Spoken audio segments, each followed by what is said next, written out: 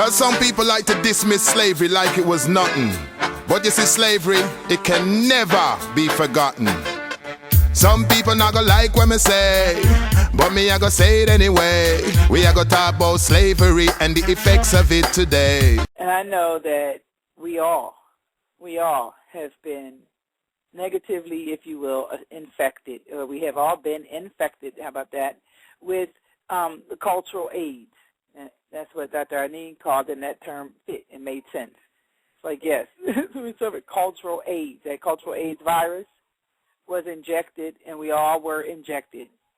And so even though, as we are now in 2010, beginning to sort of at least have some of our functions and faculties come back and remember some stuff and remember who we are and how to use, how to be that who we are, which we are, and we have various knowledges to share with each other in this process of awakening and recovery, beginning to reclaim, you know, and rid ourselves of the virus. Don't want to know about 400 years ago, but the thing about slavery, it's affecting people now. I tell you no lie, when I see a film about slavery, water comes to my eye. You want to know why? Because anything except for, yes, power, control, peace, happiness, joy, you know. If you feel anger, you know, this is what and how you're supposed to deal with it swiftly, you know, and quickly through some act of likely, in all likelihood, it will end up causing harm to somebody else.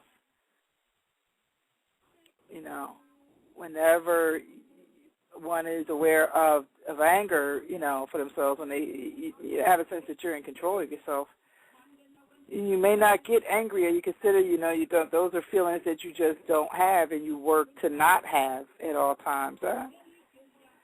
Suppose there's nothing, if you will, quote unquote, wrong with that, yet at the same time, and I've suggested before, it seems a bit illogical and irrational to believe that it's possible and to even try to do it because, you know, Creator, you know, however folk classify, especially for those, you know, who believe in the Christian doctrine, you know, God created man and created us with 4 feeling states like this, and with the physiological makeup to produce tears, to feel sadness, to feel fear, and to feel anger, you know, as well as joy, and that there's a physiologic basis for all of these things happening. Then it makes no sense that, you know, it's 3 out of 4 feeling states you want to actively suppress. It doesn't make sense. You're supposed to feel all of them and be able to manage and balance and ride the waves of those emotions. You know, life is energy and motion. And instead of attempting to suppress it and make everything flat, even, and linear, and not with the curvature, you know, the waves and the circular, you know, fashion of life, you know, that's how,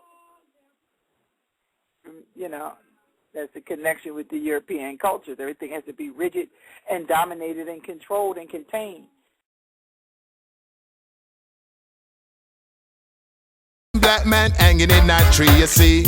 They couldn't control my soul, so they had to control my body mysteriously.